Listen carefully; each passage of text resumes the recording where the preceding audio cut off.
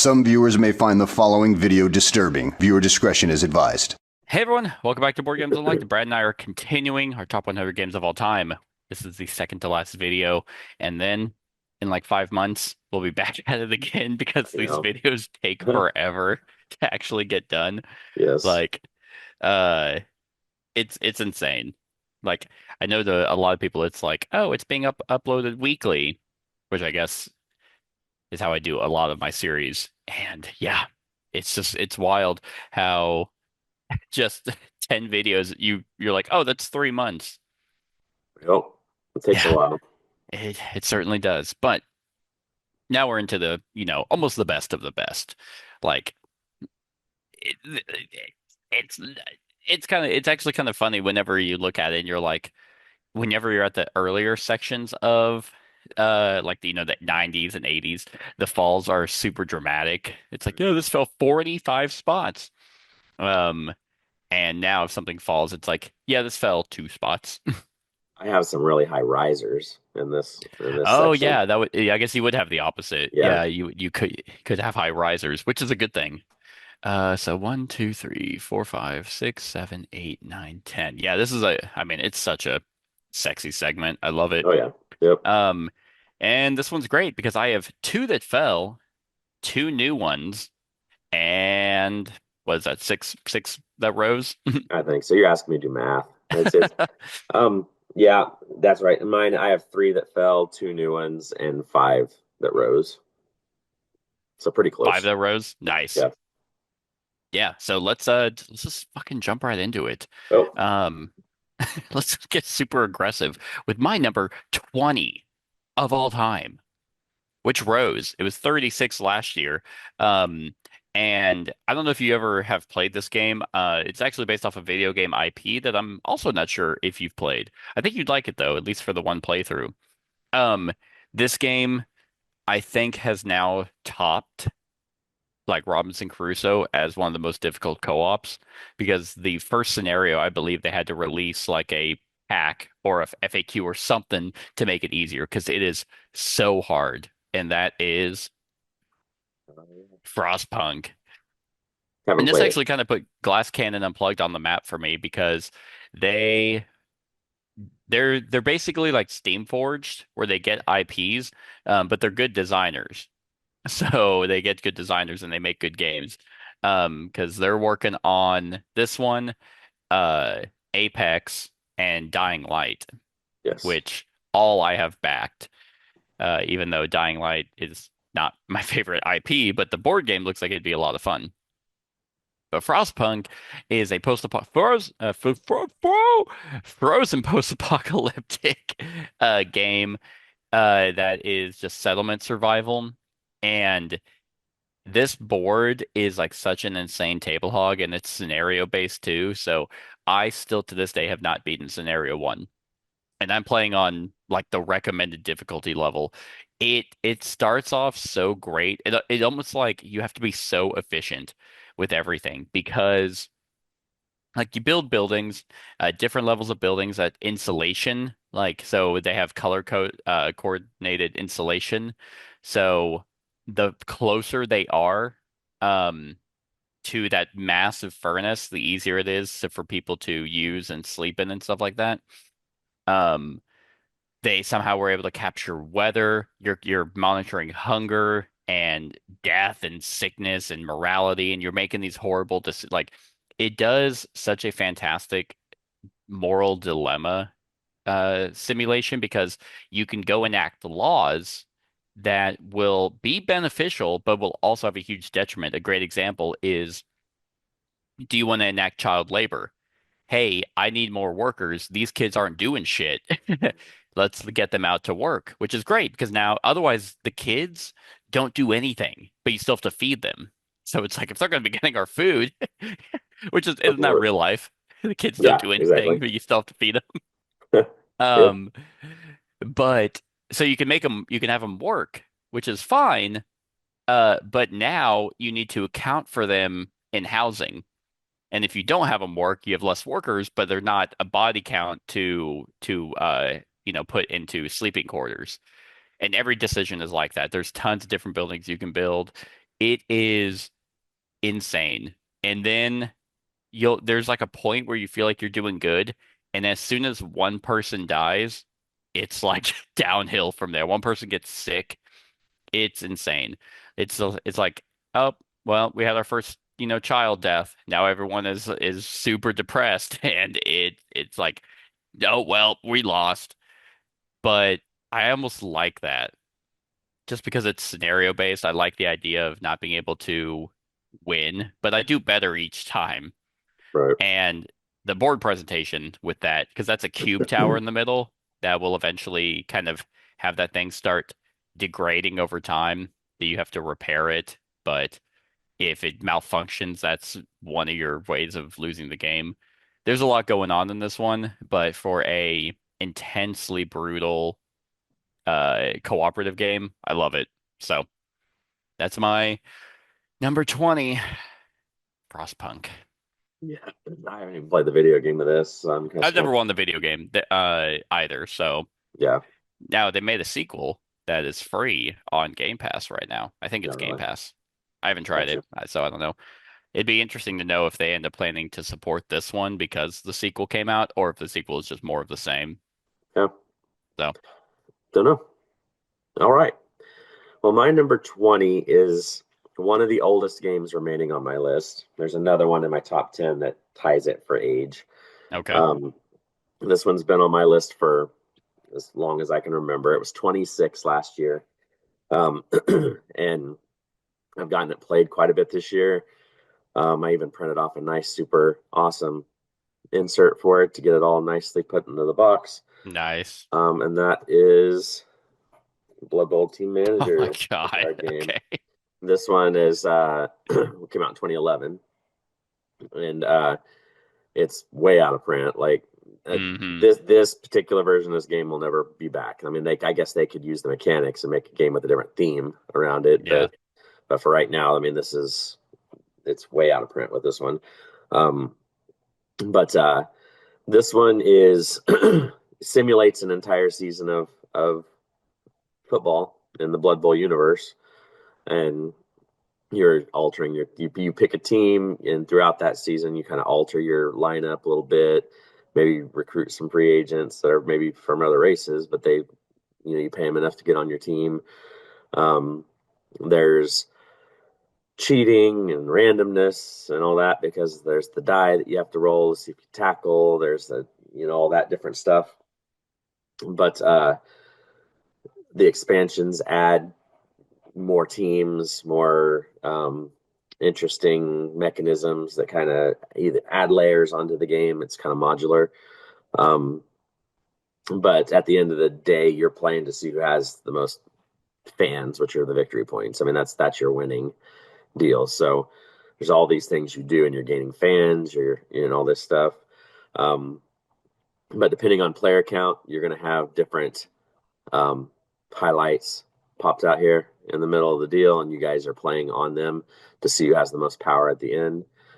The cheating mechanic lets you put those skulls on there. They're generally pretty powerful units, but then those skulls, you flip them over in one phase of the game, and it could either eject the player and kick them out, so then they're out of your lineup, or it could give you more fans, or it could give you more, just there's a bunch of different things. It's a high risk, high reward kind of thing. Hmm. But yeah, this is just one of those games. I have a custom made playmat for it that sets everything out, and it's just one of those games that me and well Fletcher, this is one of the games that we like to play and stuff, and it's just is a blast every single time we play it. Um, and yeah, I mean, I'm Chaos Marauder all the way, man. So I go out there with mountains of cheat tokens on my on my people, but Yeah, and somebody you remove all the bad ones. You're like, hey, I got my copy of Blood Bowl Team Manager. You want to play? And then, yeah, what's that bag of tokens over there? Ah, it's for a different it's faction. like meta cheating. You're just taking all the stuff out for you. Yeah. But And you just always play new people, so they have no clue they're just like, man, you're really lucky. yeah, there's just a bunch of different mechanics with this stuff that they've kind of thrown in different deals. There's different stadiums you can play in. There's a referee now that you can pop in that came in one of the expansions. Is Different foul tokens that do different things. Yes. is there a market there is not really any good sports game. Like, Well, it's yeah. interesting. You would think nowadays someone would be able to figure that out. Like 11, that Portal did, that was like a soccer management game, which was solid, but like in terms of the actual sport, I my favorite game just to play. It's not on my list, and it's yeah, off a ways. But baseball highlights, right. 20 49 or 65 or whatever year it is. Yeah.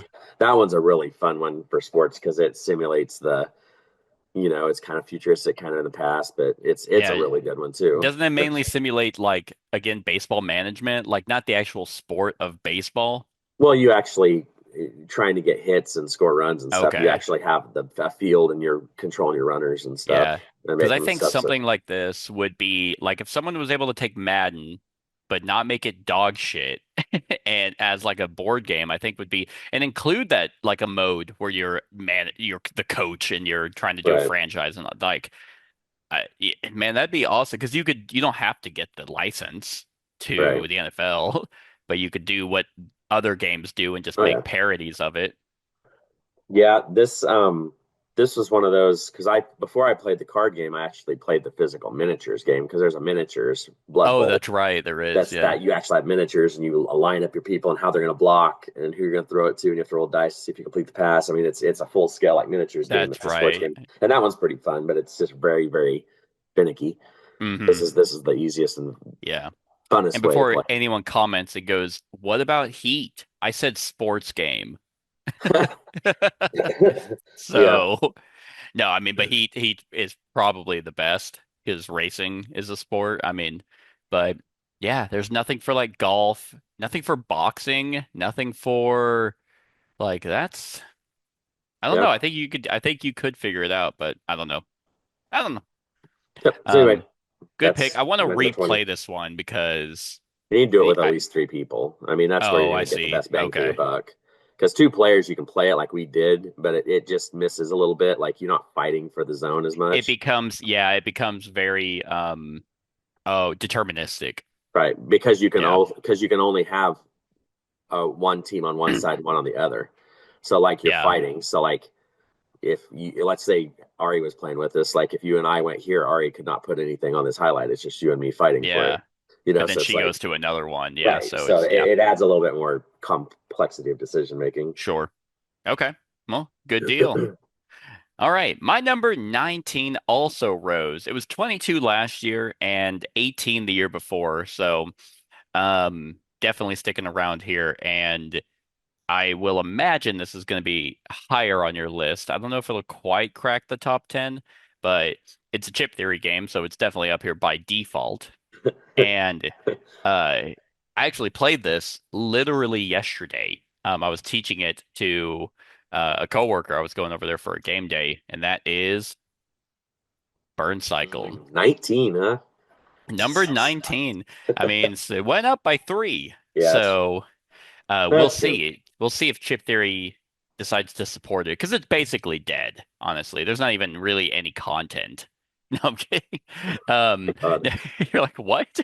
Yeah, no, this game is absolutely fantastic, and it's so interesting now that Elder Scrolls has been out that from playing Elder Scrolls and kind of being more aware of their design process, I'm much more aware with like Burn Cycle, for example, of like in terms of content, like physical content, you don't have that much, but you have so much variety with what they do have. And listening to a Q&A, the guy, whatever his name was talking about how every time they design a game or an expansion, they figure out how to use existing components and, make things interesting and fresh with that. I mean, Hoplomachus Pandora's Wake was a great Pandora's Ruin was a great example of just taking the same exact locations and giving them a new A side instead of a B. And it's like, oh, this is immediately fresh with all the existing stuff.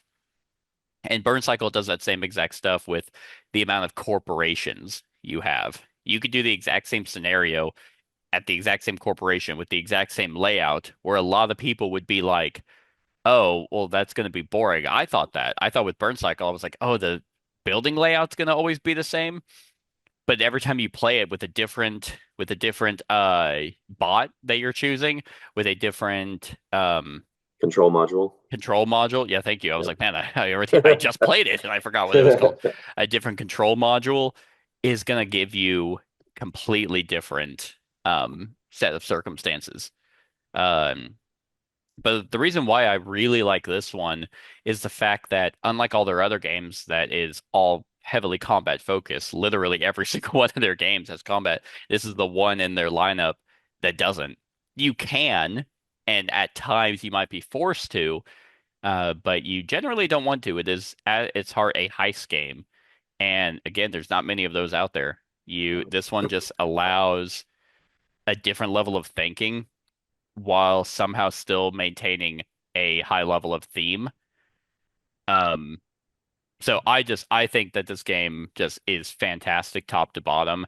I love how all the different corporations have a uniqueness to them. And I think I'd have to recount, but I want to say every corporation has like 8 scenarios. Might be That more, sound it's actually. yeah, I can't Eight, remember off the top of my eight, head. But eight is the number I have in my head. It might be more, but they and they're all completely different with your objectives, and they range from super long, depending on how many floors you're going to go up, to being short and only doing like one floor. But yeah, and then the fact that you have brass mags for all your for all the bots and the generals is amazing. So yeah, and like funny enough, I was looking at their shop when I was getting some of the add-ons for Hoplomachus, and I was like, their games are actually pretty affordable yeah. when you think about it. Like they're easily one of the best companies to go out there for Well, and their when you shipping is low too, and yeah, it's solid. like It's yeah, flat shipping. Um and then with the Burncycle element, that is kind of like the gimmick around it. To give you optimized actions, and that determines how many actions you get before you have to reset it. The ping network or the network area is also an extremely fun mini game. So I don't know. I don't know. This one just really works for me. And whenever I was playing it yesterday, it was my coworker and his wife. They were incredibly like invested in it. After you got a little, over the overhead right. of just, hey, there's like all these rules. But yeah, no, it went over great. So that's my number 19, Burncycle. We will talk about this much later. Much later. Much later, much Yes. number one. No, no. About 18 spots from now. All right, sorry. All right, so my number 19 made a big jump. It was my 100 Oh, last year. jeez. It barely scraped my list last time, and it was because um, we played it when I learned it for the first time, right about the time I was making this list. So that's why. So I didn't want to put Oh, it too high, so it kind of fell in my 100. This game I've played tons of times over the oh, year. interesting. Okay. My wife loves it. I can get it played anywhere. It's a simple game to teach. There's one expansion out for it that's good. There's another Oh. expansion that's announced, and that is World Oh, wait, there's Wonders. another expansion announced? Oh man, I did not know that. It hasn't come out Who do you pre-order or know? anything. Yeah, it was I saw it on Facebook. So, Oh, okay. but which ticks me off because the insert I printed for mine, I hope it's not a big, but I hope it's a small one like the Munda expansion, Yeah, I Mundo hope it's expansion. So not. I hope it's a big that'll spread. suck. It's basically another game. Yeah, it could be. I'm in the box. You couldn't tell, but yeah. So this one really surprised me. I knew it came out with a lot of hype, when it came out at whatever convention it was it came out on, but um, and it just caught me because it wasn't a very expensive game, but you saw all the beautiful painted wood uh, deals and all that stuff, and at the heart of it, it's a polyomino game where you're drafting certain things, you're trying to fit them perfectly into your little board, and it's a double-sided board, so there's different obstacles. The lake, maybe a river or something different with it, but you're trying to build buildings strategically to get, meet objectives to be able to get these wonders. and then the wonders fit in, and you can do, they give you certain things. As you draft these things, there's the little symbols on the bottom of the deals, and that's what makes you go up on your uh, deal. And the Mundo expansion just added um, more wonders. It added some cards that added some different scoring uh, Hmm. differences and stuff like that. That's the one drawback of that one, is that they didn't have it for every. I don't believe they did. They do it for No, every yeah, wonder. it was like Yeah, the that heat was the weird thing. expansion. It was like half an expansion. Right, It was all cool what they added, but it's like, can you we back what do they call it? Backwards compatible this right, expansion? right. So I mean that was kind of weird, but maybe they'll do something in this next expansion Yeah, I to was get rid doing of a little bit some. of research on it. Yeah, Yeah, as of right now, it's called World Wonders Europa. yeah, that's what it was. But I Um, can't tell if it's a big box expansion or if it's the like, picture looks like it's a big box, but I then it know. said someone made some eagle-eyed guy said it says a World Wonders pack or Wonders pack underneath it, so Good, maybe it's probably the same size. good.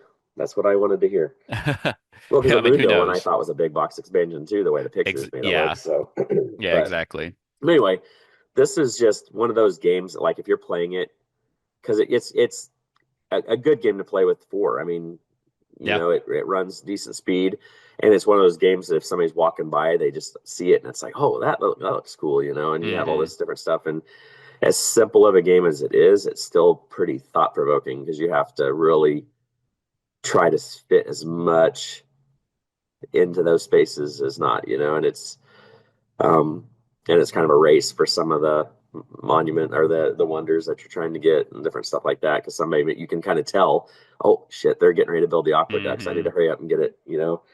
But there's certain requirements before you can get them, because you have to be able to place them. So, Yeah. um, but yeah, this one has just been a home run. Because it's one of the it's just easy to teach too. I mean, it literally is just like, hey, you're gonna draft this, just make it fit.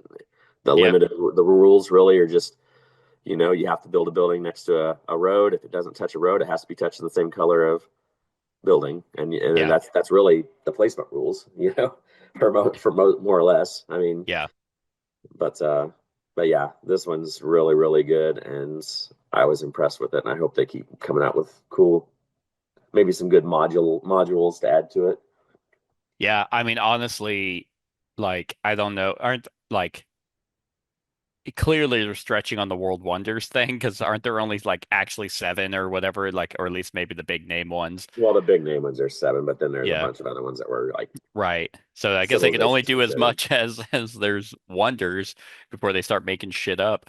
I, Um, I wish they would come out with maybe a second player board that was double sided. It had a different oh, layout of like yeah. the water and maybe some mountains. Like maybe throw some different terrain in there Yeah, or different something. terrain. That'd be a good one. I mean, that Yeah. might be nice. That picture looks thick, Hmm. but who knows?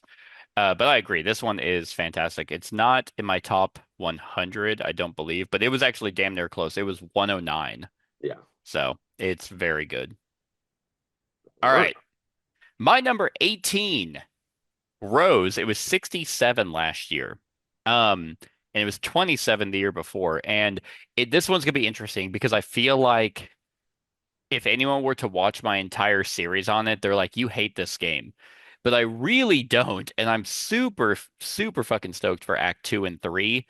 But this game is like the perfect example of what I compare campaign games to. And that is Middara. Um, because this game does so many things right that whenever I'm playing other campaign games, it's like there's just so much to pull from this one. Whether it's like, does the other game do things better? Does it do it worse? What does this do that's unique from all the other ones? And really, at its core of what Middara is a JRPG, like in a board game. And I feel like other games aspire to try and be like that, but they just fall short. And the fantastic thing about this game, one is the narrative. Like you have your four characters, I mean, and they're all extremely well written to the point where there are videos I have in my series that are like 20 minutes, and it's literally Devin and I listening to the story. Like that's how much there's so much writing. But like we're invested. Like out of every campaign game I've ever played, I've never theory crafted or asked, what's gonna happen? It feels like a show, like an anime that you're watching. And so that is a huge plus. And then the other thing is the character builds. You are not restricted into how you can build your characters. They give you kind of ideas at the very, very beginning, and they're like, oh, Nightingale is kind of your mage. Rook wants to be your tank. But if you're like, fuck that, I want to build him completely different, you are allowed to do that. Um, Now, this game, of course, where it starts to piss me off is when it comes to its die rolling. Um, and this is also the worst example of boss design in a board game where it's like, hey, here's a boss. It has 800 health. It's like, which yeah, I is understand. Yeah, it's like I do 60 damage and attack if I hit, but it's like, come on, reel it the fuck in. It's and like 800, you might be thinking I'm exaggerating. I am not. In fact, I think there's a boss fight that's more than that. But other than that, I love the way that this game flows. There's like different arcs of just the way the story narrative is done. This is kind of an initiative system that I think Agamony I think I'd rather have because it's still random, but the difference here is that's what those cards are down there. Those are the initiative cards. So it's all the characters and all the summons and all the enemies. And you just take those and you shuffle them at the beginning of every round, and then they come out. So you never know if the enemies are going to go all at once or if, we're going to get to go all at once. I might want to go before you, but in this case I can't, yada yada. But at least you're not deciding what you're doing before you see it. Um, so that's why I think this would be a little bit better. Uh, but yeah, it's just incredibly engaging, and the fact that they make it to where you're able to completely rebuild or respec if something's not working, or hone in on a design, or the actual movement on this board matters, positioning matters, range matters. It's really, really cool. And I think the way the enemies work is a smarter design than a lot of just kind of enemies in these kinds of games. So yeah, like Act 1 is amazing, and then Act 2 and 3 I think are slated to come out at the end of this year. But I don't know. I don't know. And I mean the Succubus Publishing at this point, I think they're going to be kind of like the KDM, where this is just the game that they make and they work on, and they want it to be the lifestyle game, and I am all there for it. Because they have like bounties and things that are like extra stuff you can do, like extra side missions, but for the most part, you you're going through the narrative, which is it's a lot. It is certainly a lot, but I love it. I think initially, like it being at 67 kind of made sense, but I'm not really at all upset that it ended up being this high with just it's so funny because every time I do discussions on campaign games, I'm bringing up Middara like as a great catalyst of comparison for the kinds of campaign games I play. The narrative driven campaign games, NDCGs. right. That's what So your whole yeah, top if you're 10 is going to be. well, wait to find out. It's not. It's all heavy. It's Vita Lasarda games, every Yeah, single right. one. Yeah, I flipped it. I'm actually real back. I'm back on them. Um, but yeah, if you're looking for an anime JRPG style board game, you're not going to get anything better than this one.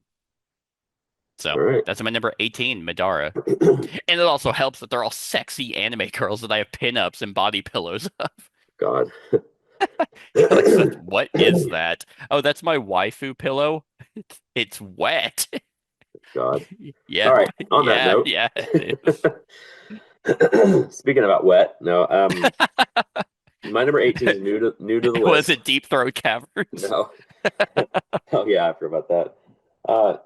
No, my number 18 is new to the list.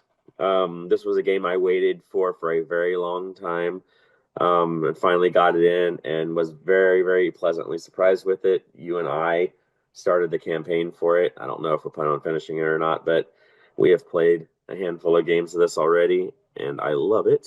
And that is Freedom Freedom 5. 5. Nice.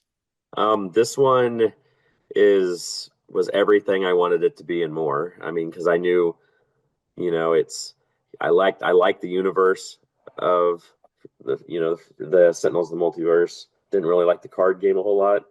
And then there's Defenders of the Realm, which I like it, but that's kind of a dated system a little bit. So you mash those together, give it a fresh coat of paint, literally, because the painted minis are awesome. And then you get this game. And to me, when I play this, like, they've done a lot with this game to inject a good amount of theme into it. Because like your heroes that you choose, they have their decks just like in Sentinels, but you have your own alter ego. You have to worry about being alter ego and stuff, and you have these little hurdles. You have to personal life hurdles that you have to do every now and again, depending on what happens, and still have the same kind that there's stuff's not marching to the middle like in Defenders. Like this, there's going to be villains and masterminds popping out, whatever the story or scenario is saying, and then you're trying to not let the henchmen meeples get overrun in a certain zone, and you're trying to do all this different stuff to complete your objectives. What's cool though is um, every hero on their hero dashboard has all these different things they can do, and it's different for every hero, which I thought was really neat because some people can't heal or draw cards unless they're in alter ego mode and they're in Hmm. a certain location, and then other people have to be in a certain location and in hero mode to do certain things. Like, so they've really looked at it and done really neat stuff with it. And every hero has their really big, like, overpowered stuff. But just like in what we were when in our little campaign we were running, the teamwork between our two was really good because I was able to pick Mm. people up and drop them, or do different stuff, and you would target someone, and just different stuff like that. It there wasn't really anything bad I could say about this game, other than some of the upgraded pieces, like the upgraded dice. I just like the regular dice because they Yeah, try to the get too cute color. with them. Hmm. But other than that, like, this game is awesome. I also have printed an insert for this to get it all into one box, which is just badass because that was Yeah. my biggest complaint was the insert with this game. Um, but uh, but yeah, I mean, this is. Yeah, this game is a perfect example that mass-produced minis, painted minis can look good. Mhm. Um, Mythic Mischief Volume 2 is the exact opposite example of that. But yeah, this looks fantastic. And it is a super fun game. For me personally, it's like I don't know if I'd binge it like we did throughout like the little book, but because I felt like the one thing is I feel like it's easy, and that could just be situational, but I felt like there was never really a time where we were ever at a chance of losing. Yeah, I mean, because I played it solo with two Hmm. heroes, with different heroes than what we have. It could have just been a good combo. Yeah, Plus, we're just which good is, gamers. We're I just probably mean, just, Superman and a time traveling cowboy sounds like a pretty right. solid duo. But I've lost a couple of times running Okay, it with two arrows and stuff. I mean, it's kind of just the luck. Like, I you, see. you may have some swings because there are the deck, whatever pops up in the deck and whatever, Hmm. there's just a lot of randomness that could happen. But yeah, I mean, this is top tier. This is probably going to be a top 20 for me for a long time. Yeah, Just because, and Defenders will probably fall off because I know Defenders was later or way back on my list, but it'll sure. probably fall off now that I have this because you know, Why would you play Defenders when you have a right, better Defenders? Yeah, makes right, sense. and Until the second edition comes out, because I know you're super well, into that art. no, I didn't even back it. That was a stupid campaign, but Didn't it cancel? I thought it got canceled. probably. But and I don't know if they're going to do anything else with this or not. I don't really have any clue. There's been nothing said about it. I mean, with It the Sadler brothers being involved on this and they're not doing anything. Well, they're back in it now. Well, That's actually, yeah, I was about to yeah, say I yeah, they're saw their back. name tied to something. Yeah, I they're guess their working their way their back. side gig, they're like, oh, the real world sucks. hmm I We just have don't think to, they're doing like a ton of stuff at once. I think they're just focusing which on, is, you I know. think that's probably smart because whenever they weren't trying to mass produce their, hmm their system, um, like they had better results. Yeah. So, Yeah, this is but a yeah. good game, Anyways, super yep, fun. yep, yep. All right. My number 17 is our first new one to the list. And this one's going to be kind of interesting on where it lands because I do have this slated to be done or to get started on the channel. So this is based off of whenever I was initially doing a campaign before I had moved, and then the guy I was doing it with is 2 hours away. Uh, but this one is incredibly intriguing and I really want to dive a little bit way more into it, and that is ISS Vanguard, which is Awaken Realms, the other company that does a ton of my NDCGs. And this is kind of like, to me, one of the best sci-fi campaign games that I have jumped into. Now, to be fair, I am not insanely far into it. Again, I had started the campaign, got about 4 planets in or 4 sessions in before I had moved. So this is all kind of roughly where I would have done a preliminary discussion on it. Um, but one, it's map books. It's entirely based around just discovery and going from location to location, completing checks and discovering what is happening on this hub of a planet. And whenever you're playing the game, you are given opportunities of where you want to go within the universe.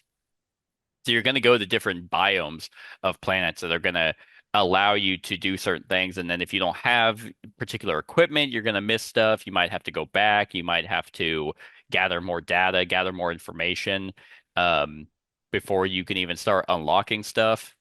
And what's really cool about this game is just the amount of content that gives your characters uniqueness because you play roles instead of characters. So there's like an engineer or a soldier or a scientist and those things.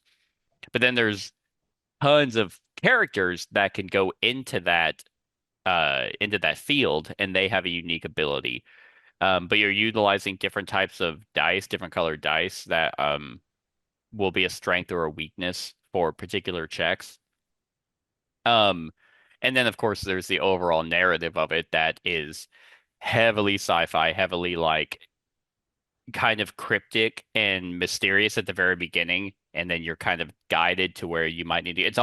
It gives me almost a Mass Effect feel, like the very beginning of a Mass Effect, where it's like, oh, there's a beacon here. Like, what signaled this beacon?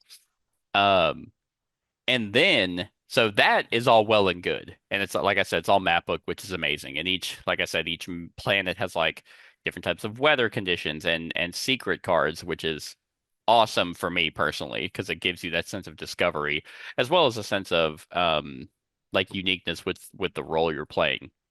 But on top of that, they have this ship kind of section where there are tons of different upgrades that you can do for your ship, and it's all within this massive binder.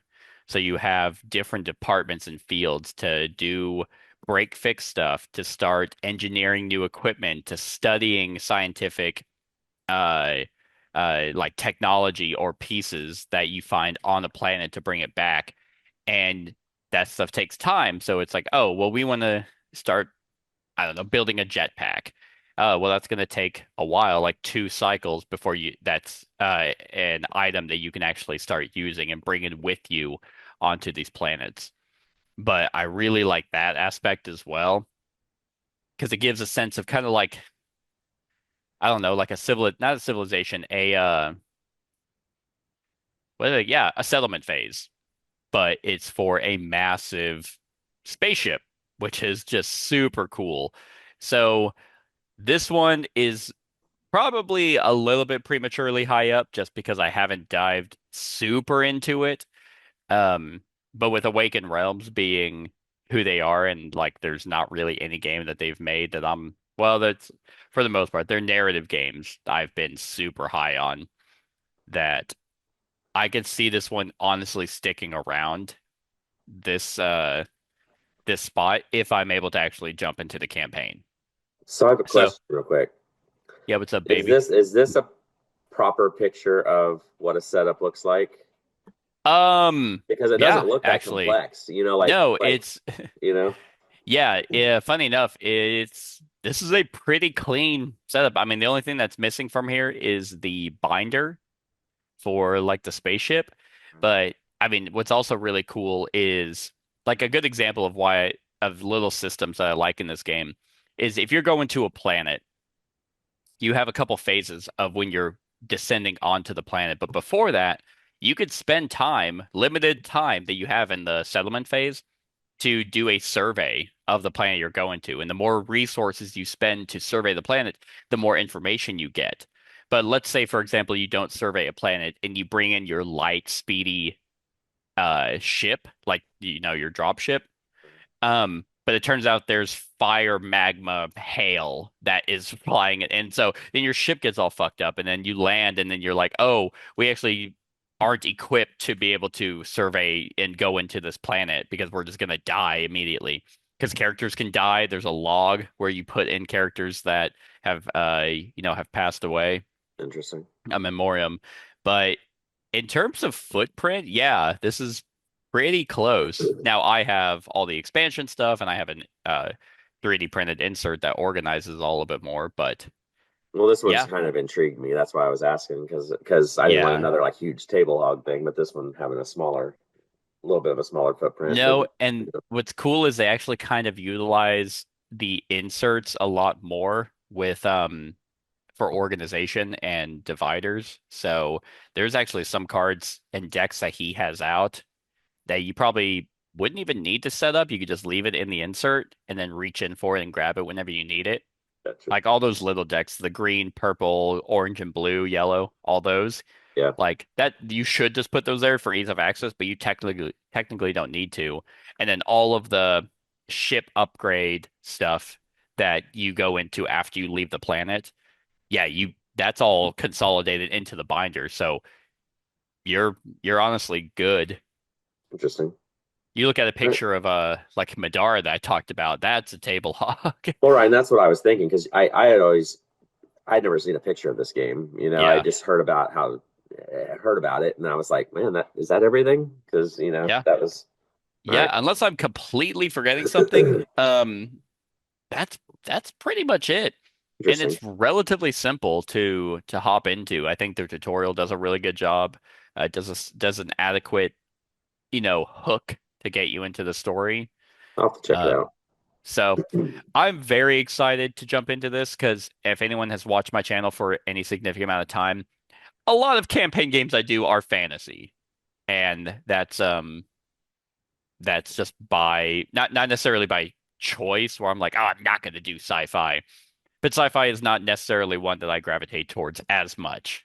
Right. Um, which begs the question, I need everyone who watches this to let me know in the comments, is Pokemon sci-fi or fantasy? Because it's sci-fi. If anyone says otherwise, it's sci-fi with Well, fantasy there's elements. different levels of fantasy and sci-fi, so it could I kind of know fit both. it does fit both. I understand that, but I had this massive argument with my friend group um that they just would not relent on it being fantasy. And I'm like, you digitize Pokemon and put Yeah. them into a computer. There's clones. There's Yeah. like Porygon is it's like but someone like most people that I was seeing online were just obviously saying it's both because it is. Right. But I think it's like a lot of things I was seeing was it's sci-fi with fantasy elements, which is definitely the answer I would land on. But if it's you had to pick one or the other, it's sci-fi. Anyone who says Okay. otherwise is lying to you. I don't give a shit about Pokemon, so I don't care one way or the other. No, that's fair. That's fair. But man, like, oh, but on that topic, would you consider War of the Worlds sci-fi? Yeah. Because I had the same friend who said Pokemon was fantasy, saying that War of the Worlds is horror.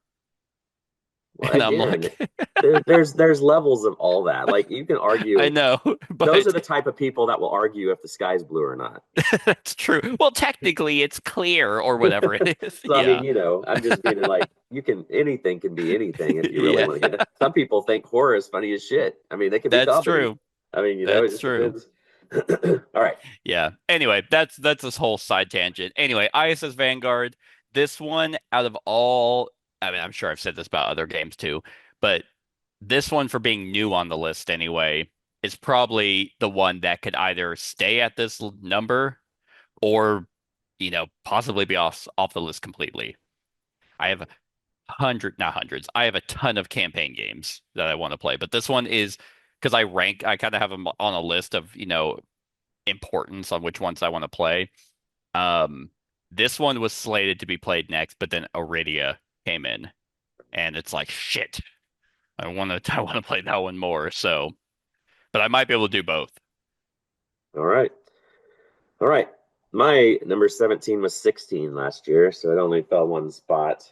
It's kind of settled in here. This was one of my favorite kind of, I don't know what you want to call it.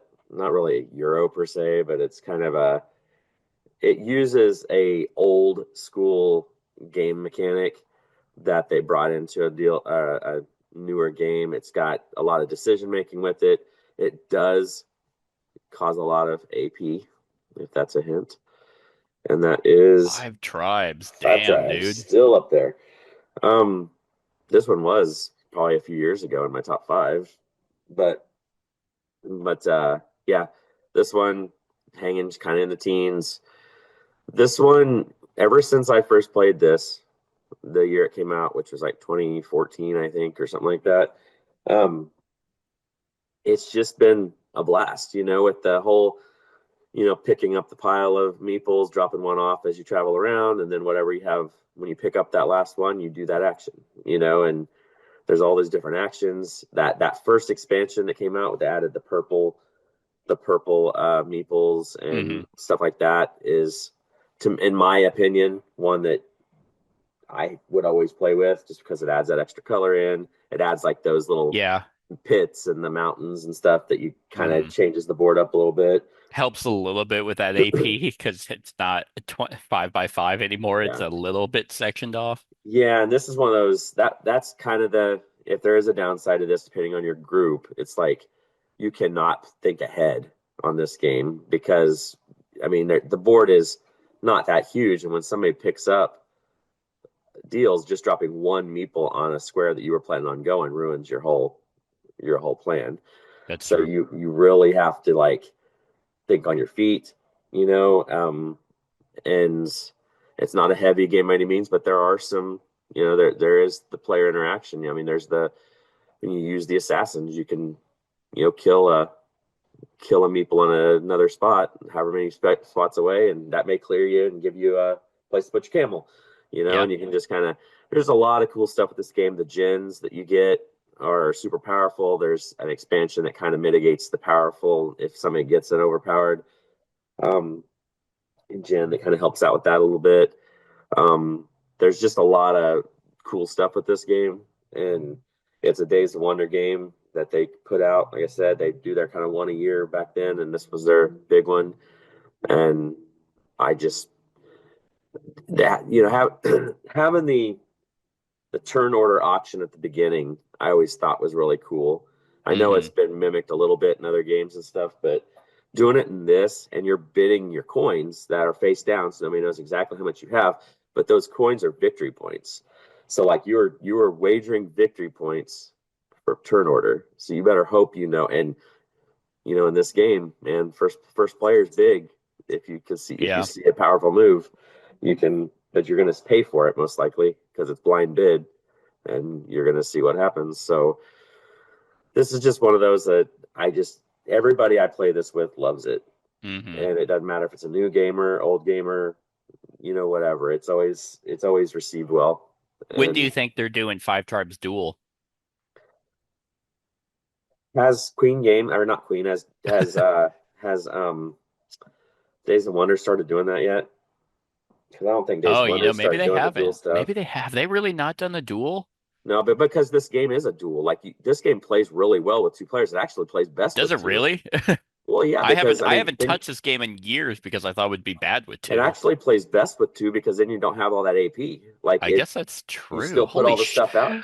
What have I been doing with my life? I know you because you don't have to. Your move may Oh my God, be you're right. Yeah, 500 people say it's best at two, yeah, which because is there's no 58. AP. It's Wow. fast. Now, It's like 429 people do not recommend it solo, but 81 Jesus, people do. playing this solo. Jesus Christ, that'd be stupid. Like that There is that there is a Pixar. solo module. Somebody created an actual Oh, maybe solo like that's where thing it's at. for it, but I don't. I've never played. I printed it off, never played it. But yeah, two players the way to go on this, man. If you just want a God quick damn. deal, like this would be one to show Ari because I think she'd really enjoy this one because it's nice and simple and And stuff. she's pretty fucking stupid. Well, I'm not saying that, but it's just a newer gamer. I mean, I no, I know, but it was like the way you like phrased don't it. get It me in was like, trouble. I'm not saying she's dumb.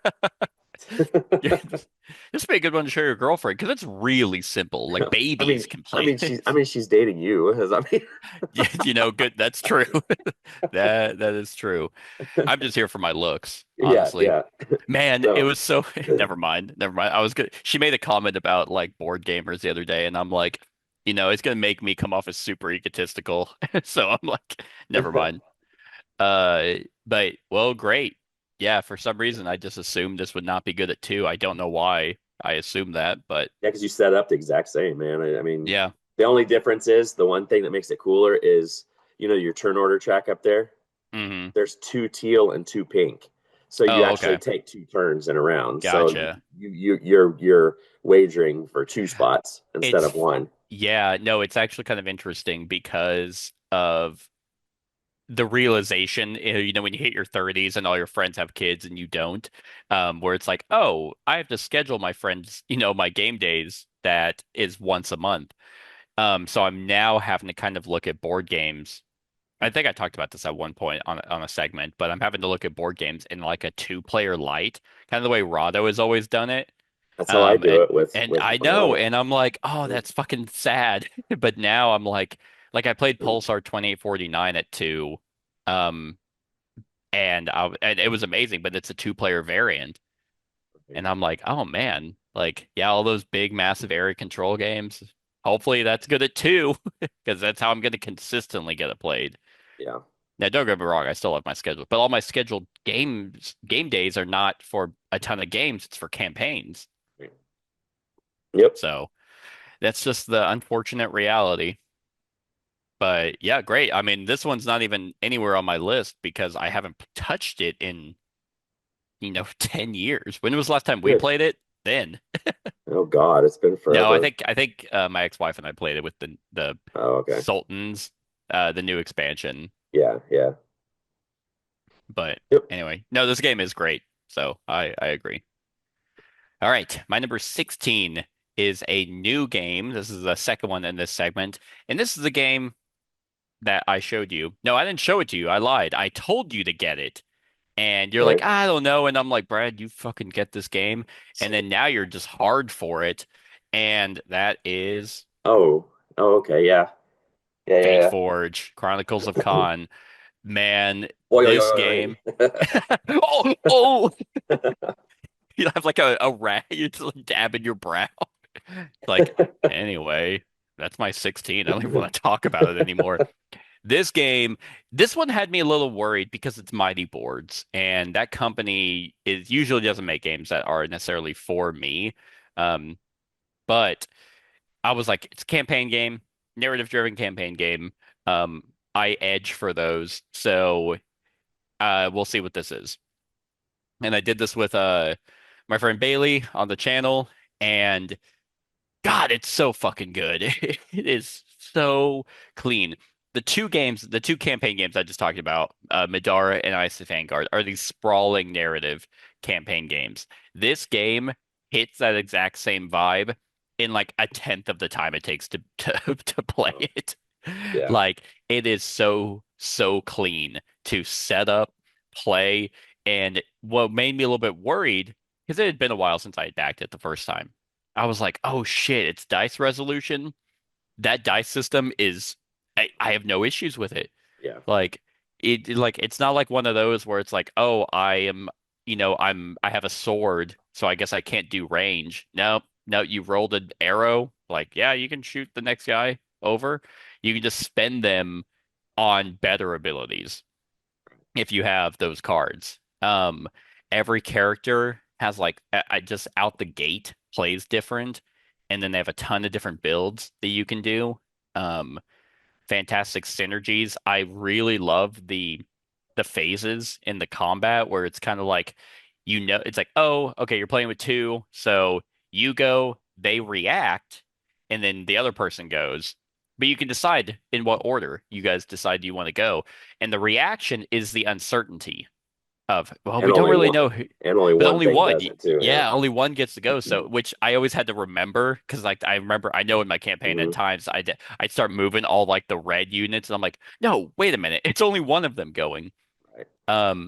But yeah, you'll make decisions. Again, here's an initiative system that does it right. Because it's like, well, we don't necessarily know if we're going to get to go first, but even if they go before us, it's only a couple units and only one of them. So, and then at the end of the round, all of them get to go. So, while it's not your most, Middara positioning tactical kind of board game, it I think that the combat skirts more towards a chip theory type of combat. It's more of a puzzle than more of like a beat 'em up, kill a bunch of units. Uh, but what's also kind of fascinating is at the end of a combat or at the end of a round, because you have a certain number of rounds in combat, it will end. Like it's just do you want to take a bunch of damage because you don't fully heal if you uh, you know get out of combat. So it's like, yeah, I can head to the exit, but there's like six enemies left, which is gonna either drop me or put me down to one health or whatever it might be. Well, and you can't do everything either. They always try to tempt you with chests or Hmm. gold or whatever different places, and you just don't have time to get everything because it's No, four. Pretty exactly. much all of them are 4 rounds. Like pretty much most of them. Yeah. And it's also a fail forward system, Hmm. except for a few scenarios. They'll be like, you have to win this. Love that. Like, don't make me ever redo fucking scenarios for every single one. But if you tell me just for a narrative position to be like, hey, for the story to continue, you have to win. I can completely accept that. Instead of just, you lost, redo it. It's like this is scenario one. Like, why is it so hard? So the only, and I mean this game's not perfect, obviously. But it seems like Mighty Boards is really going kind of, I guess, all in because they did this really cool update where they were saying, hey, the app will now track which ending you get. And apparently there's six endings, which is awesome. And that's another thing that makes this game great. Bailey and I were able to finish all three acts in three game days. Oh yeah, yeah, it's fast. And that's fantastic because unlike other narrative driven like Middara, I'm probably never going to replay that unless it's years later. FateForge, I could be like, oh, let's set it up because we can finish the campaign again and make different decisions. Like we get to actively do that because it's not going to be a whole investment to do, which is awesome. But there's six different endings, and they said that the app is going to log which ending you get, and then they're going to compile that data and make that a in-world canon, um, you know, event that will change the actual Fate Forge universe. That's amazing. That's kind of like what Fantasy Flight was doing with L5R. You remember, Mhm. like the card game that they were doing? That's so cool. So I'm really hoping that they support this going forward heavily with like another big box. Because while the expansion is good kind of on its own, I have major issues with the narrative element of the expansion, even though the gameplay was amazing. But yeah.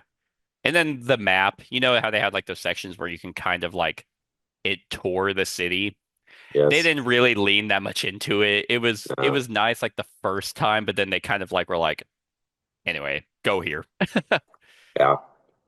So I was really excited for that element, but yeah, this one just does a lot of really, really cool things, um, and unique things that you don't really see in a lot of these kinds of games. One thing I hope they fucking do, get some voice acting. Mhm. Yeah. Like you played it's pure solo, so you just got to sit there and read it like a normal person. I had to destroy my voice doing horrible voice acting. Um, I think I'm getting better. Yeah. Let me know in the comments if you watch my series. If I think I can do certain types of characters really well, I think, um, but like Ariana and I are like playing through video games. Like we just did Legend of Zelda, and I just try and do different voices for a bunch of different people. Um, yeah, accents, nah, I can't. I can do a country accent. That's it. Uh, but yeah, voice acting, please, because clearly they're updating the app, Right. so it's not like they're like, well, we're already did the work for the app. We're not doing anything else with it. It's like, well, no, you are. So he's voice acting. You need it because they have the So, sound effects too. Like they have right. the giggling chick and then the horse. Um, whatever it Yeah. is. They got all the sound effects for him. But I'm sure we'll talk about this. Wait, was this on your list yet? I Not don't think yet. so. Not If yet. it Okay. if it is, I mean, I don't know. If. Um, so yeah, this one I could see it going higher. Because there's a new expansion coming out, and based off their updates, it sounds like they're in it for the long haul with the TTRPG. So yeah, All right. I'm excited for the future of FateForge. All It's a right. unique setting too. I like the setting Yeah. It's that some of those a rate. names and places, man, are hard to pronounce, but yeah. I gave up. Yeah. Like I gave up. Yeah, they're brutal. But yeah.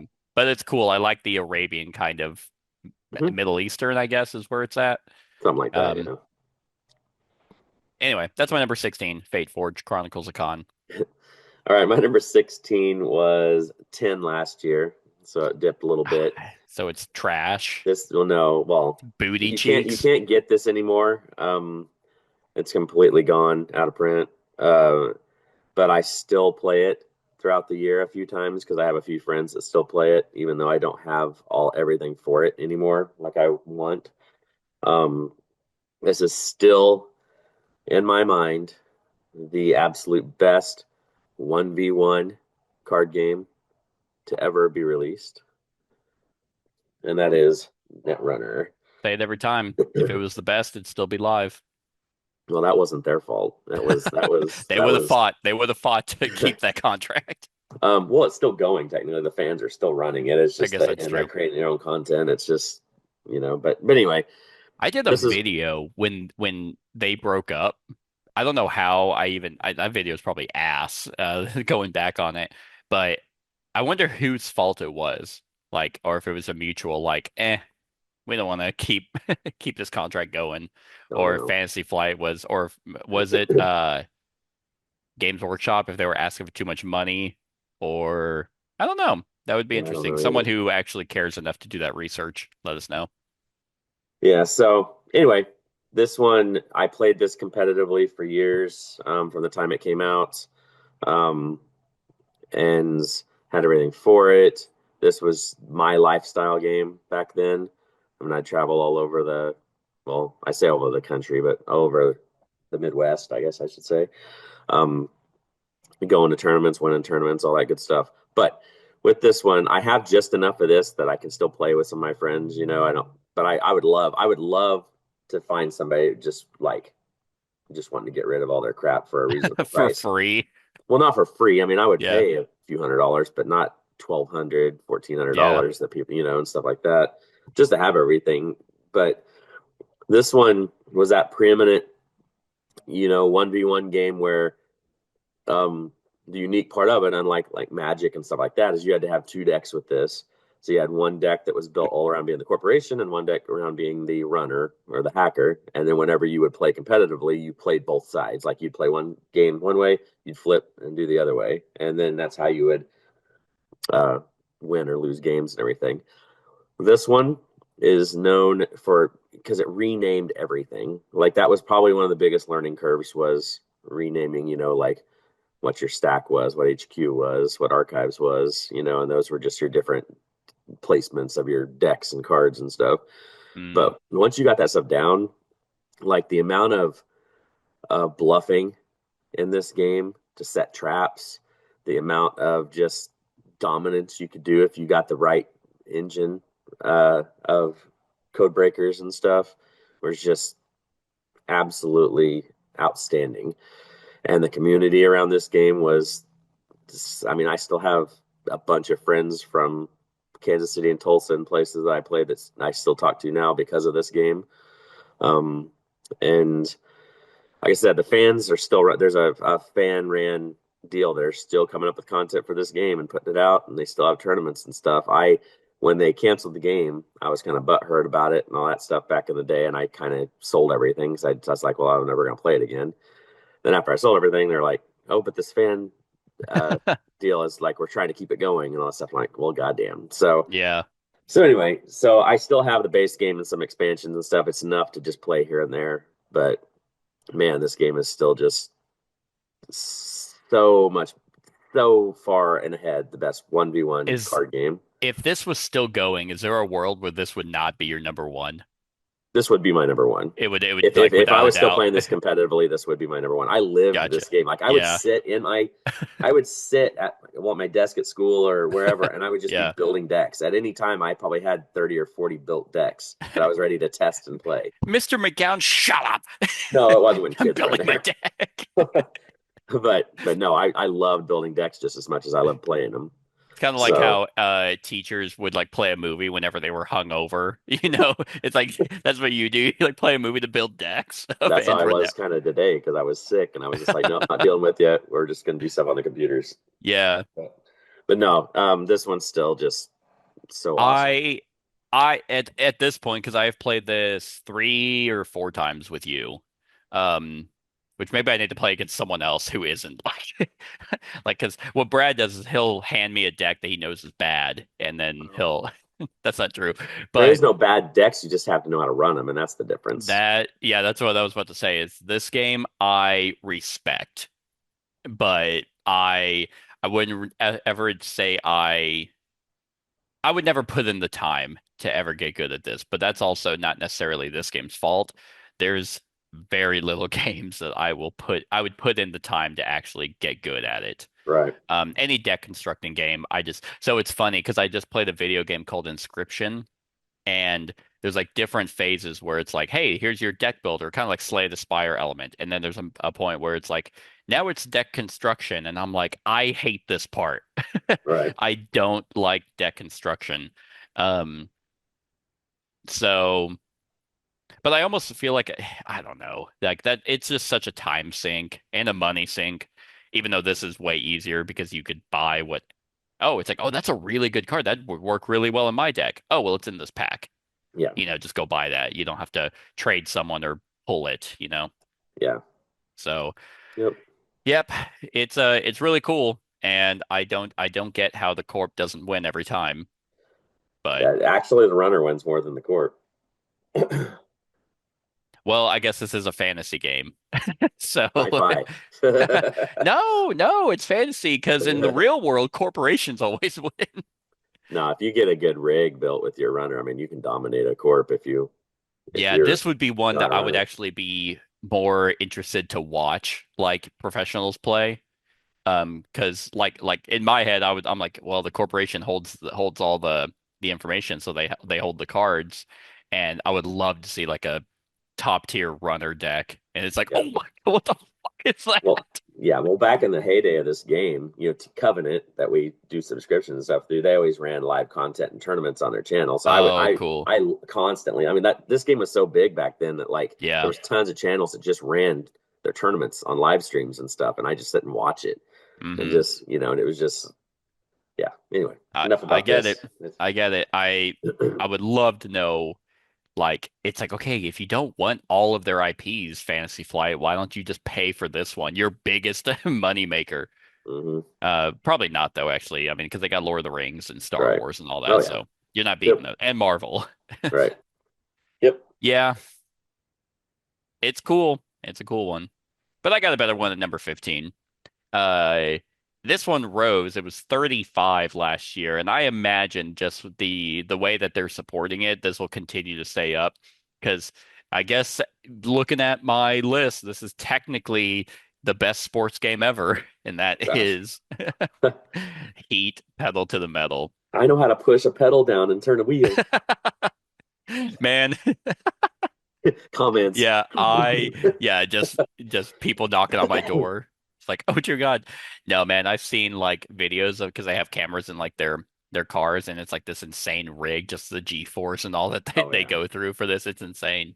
Yep. Um, but Heat, kind of like my number 22, which was Thunder Road Vendetta. This is my other race game, and it's actually true race game where you are going around laps to try and win. But they have this pseudo deck building element.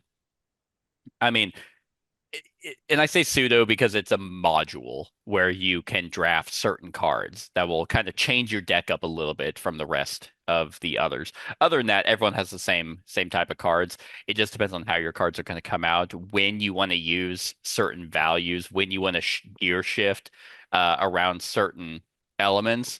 But what makes this game so fantastic, one, is the different boards, and two, how quick this is. I know a lot of people's complaints with other racing games. It's like, it's a race game, takes 2 hours to play. It's like, I don't feel like I'm racing. Here, it's quick and it's thematic, and you feel like you're actually like what the idea of what a race would be.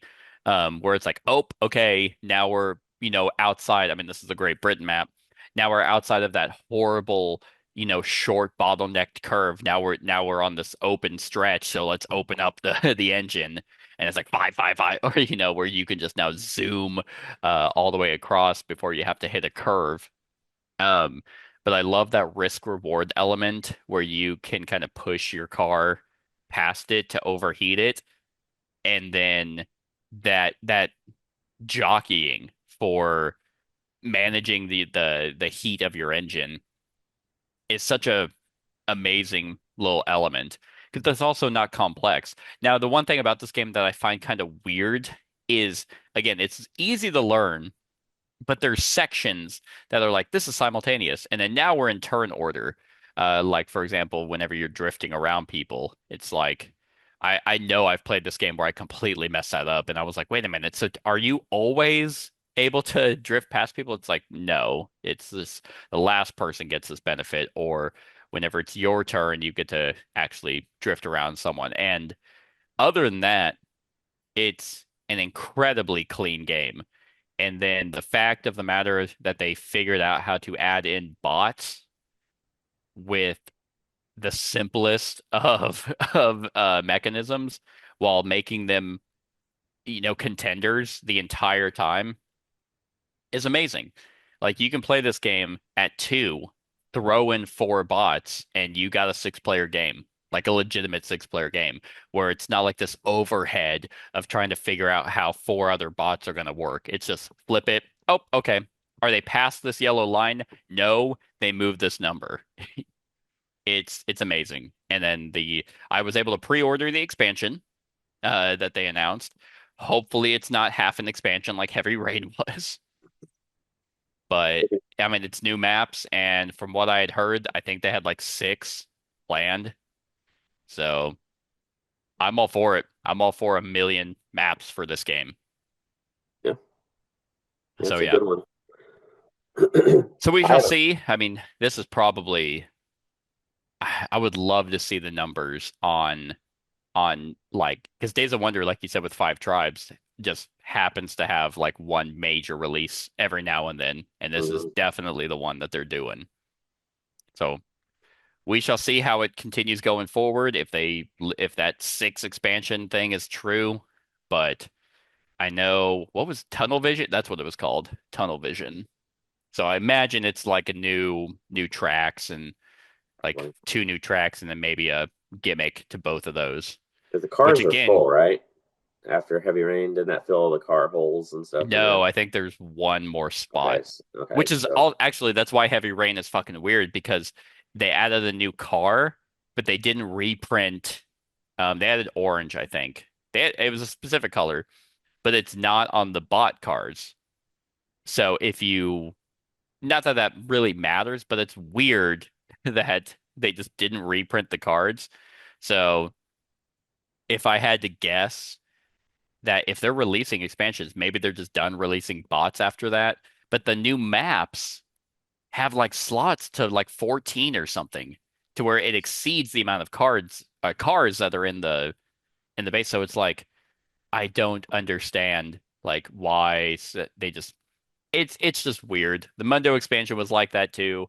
It feels like half-ass of an expansion. While the stuff is good in the expansion, there's just weird things they did about it.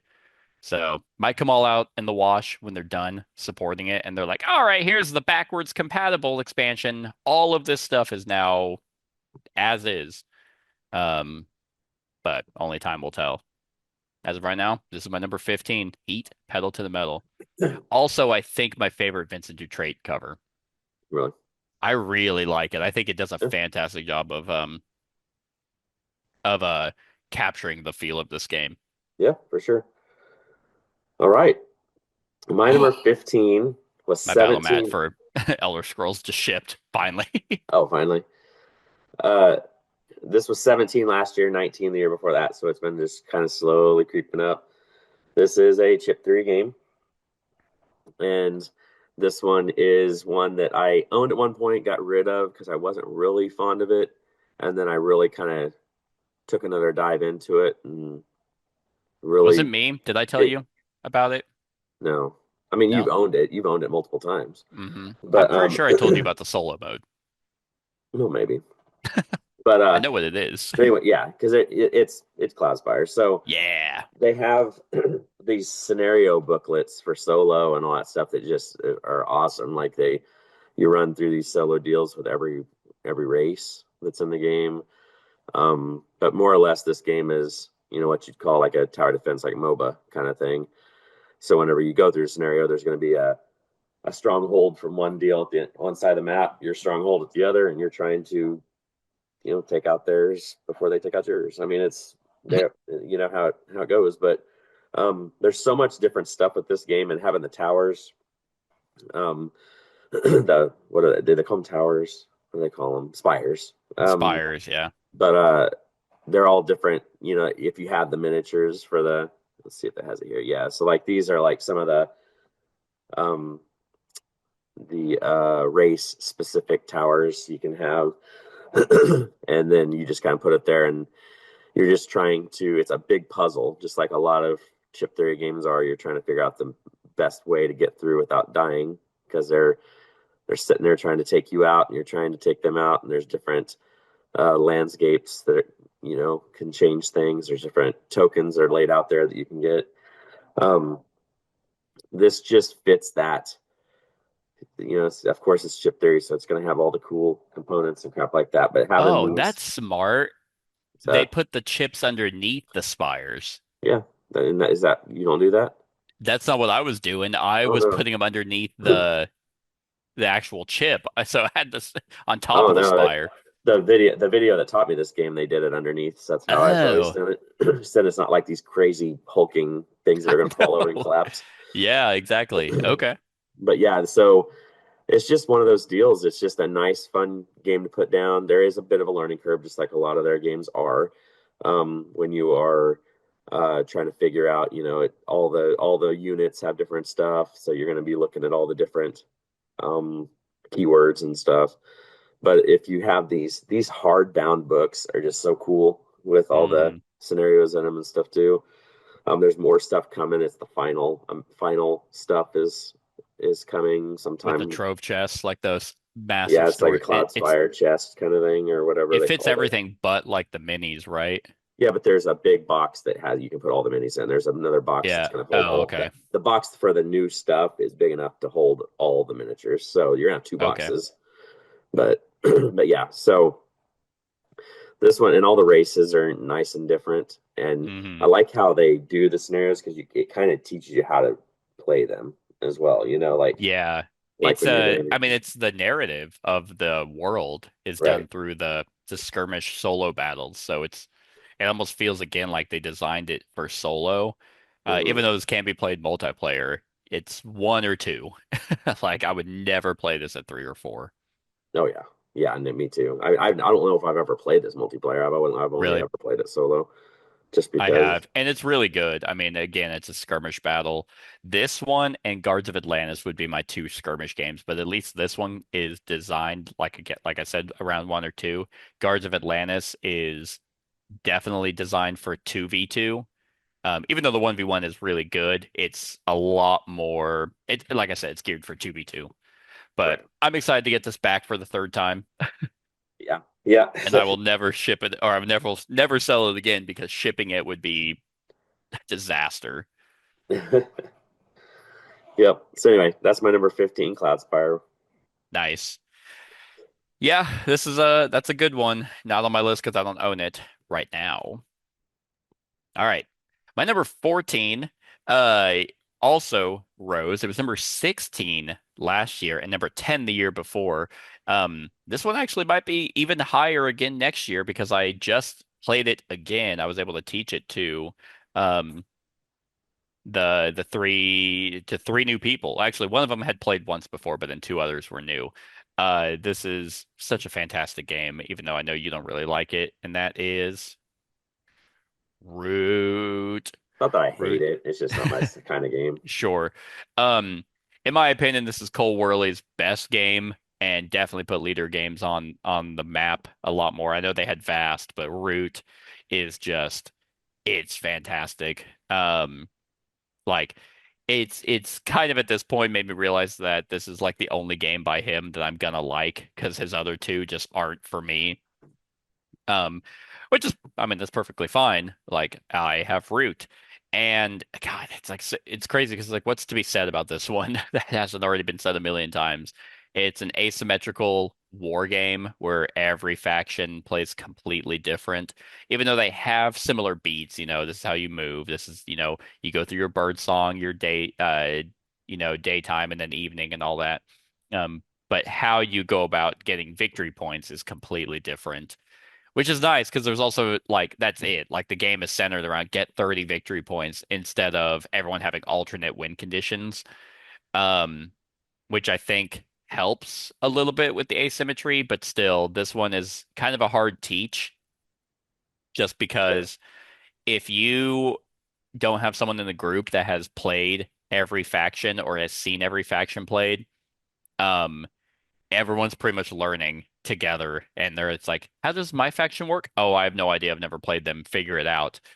Luckily, I've played enough Root that I'm able to teach every faction, maybe not to a T, but I'm able to be like to understand the overall gist if I haven't, seen them played a lot. Uh, I've done multiple rankings of the factions in this game, and even though like there's not a faction in this game that I don't like, there's just some that are like more situational or some that are adhere to my play style a lot more. But every faction is fantastic. There's two more coming out, which I figured that they'd be done, but it's bats and frogs that I'm extremely excited for. I know I talked to Patrick last Gen Con, and of course, every time I walk up, I'm like, "Where's that storage solution, Patrick? Like, where is it?" And he, actually, I think last time I asked him, "How many expansions do you guys have left, and when's the storage solution?" And I think at that time he said there's two more expansions, at least two more, and then they'll do storage. But I'm excited to see how the bats and frogs work. I haven't looked into them at all because I like to be surprised. But the last two they released, the Lord of Hundreds and Keepers of Iron, are fucking phenomenal. This one's just great. But it's very difficult to get to the table. And I also don't necessarily want to teach it to new people. I want to play it with people who have played it before. Um, but yeah, like whenever I taught it, it was my friend's copy, and he really wanted me to teach it, and we just played the base game, and I'm like, It's so good. It's like easily one of my favorite, if not my favorite war game. So that's my number 14, Root. All right. My number 14 was 20 last year and 153 the year before that. So I made a jump and it's Oh kind my of stayed up here. God. And it's mainly because I got this edition of the game and that kind of got me to start playing it. So it moved it up quite a bit. But this one is in a lot of people's opinions the preeminent solo game. If a heavy solo game. It says it plays 1 to 5. If you play with more than one person, you're a moron. Um, and that is Mage Knight. um, this one is a very heavy solo game that is a long game anyway. Uh, I I just couldn't imagine playing this with. I tried it with two and it was too long for me. Solo's really about the only way to go. Yeah, and there's also those weird modules. Like it's like Mhm. scenarios you have to pick if it's Right. um well, I mean 613 people say it's best at two. So Really. How many say it I won? mean 828 is we say best with one, which is 69%. Nice. Yeah. Um yeah, I would say one or two, but this is definitely the solo gamer's wet dream. Oh yeah, it's great. It's and this edition specifically, the one complaint I have is this is the Ultimate Edition. It has all the expansions, but there's another expansion coming out this year that Yeah. I don't think is going to fit in this goddamn box, and it's going to piss me off. Which Is Vlada designing that expansion? I think so. Yeah. Interesting. I knew they Um. announced it, and I was like, no way, because this Yeah, game it's is like the like what? dragon. It's the It's like Apocalypse from Dragon, and yeah. it is. Oh no, it's not him. Okay, because I thought he was It's done. Phil Pettifer is who's designing it. That's I a just assumed. that's a almost brutal last name. Phil Pettifer designed. Well, he was part of the design team for all the other Mage Knight stuff, so he's Yeah, first involved in it. major expansion for Mage Knight since 2015. Yeah. So Yeah, this I one was is a. honestly shocked they announced another expansion because I thought this game was I dead. I was too, but this one actually adds more of a campaign element to it. So I'm excited to see what Oh. that does because I know you could kind of play. It was kind of a weird campaign anyway when you play this, Hmm. but this actually I think is supposed to add a story like campaign to it. I Cool. think, from what I understand, I haven't really dove in too much, but this one is just. I mean, and surely it's not that big of an expansion. I can't make a 3D printed thing to make it fit in this box because this is a big box. Um, but yeah, this was one I had always heard about being a great solo game, but then I kind of like always was hesitant because everybody's like it's so heavy, it's so all this stuff. Those are playmats. I'm like, what is that? Is that Yes, actually the and Ultimate Edition? yes, I believe Oh so. wow. And but the play mats don't come with that. Oh, okay. Those are Etsy mats. I've looked them up because I'm probably gonna order those for myself Those are at some sexy. point. Yeah, the But deck building element of this game is really cool. it is. It's a Yeah. brutal game, and but yeah, the deck building's cool if you like deck building. Hmm. Um, and like I said, it's very very deep. Yeah. It's not a starters. This is not the deck builder or solo game you want to start with. Um, No. it took me It's a while to get actually used to it. because you had that base game extra copy Yeah, that I had done my re-review kind of over it. Um yeah, I mean I clearly see why a bunch of people would like this game. I don't really, adhere to it. Funny enough, I think it's overly complex for what you end up getting out of it.